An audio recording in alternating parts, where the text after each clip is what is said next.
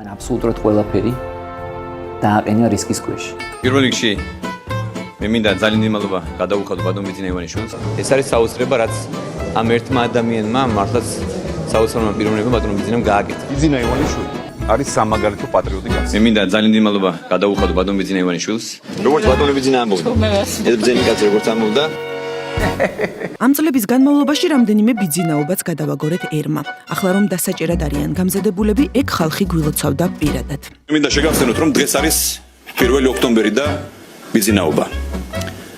მე დღეს არ მქონია შესაძლებლობა, რომ ჩვენი პარტიის დამფუძნებელისთვის მიმელოცა დღევანდელი დღე და მადლობთ. არაფრის ირაკლი, პირიქით მადლობა, რომ ამ 13 წლის თავზე ქოცური მმართველობის მავნებლური სახე საკუთარ მაგალითზე წარმოაჩენინე შენივე ყოფილ თანაგუნდელებს, ძმობას რომ ეფიცებოდი იმათ. დიდი მადლობა ერთხმად დამტკიცებულია თავმჯდომარის პოსტზე ბატონი ირაკლი ხარიბაშვილის კანდიდატურა.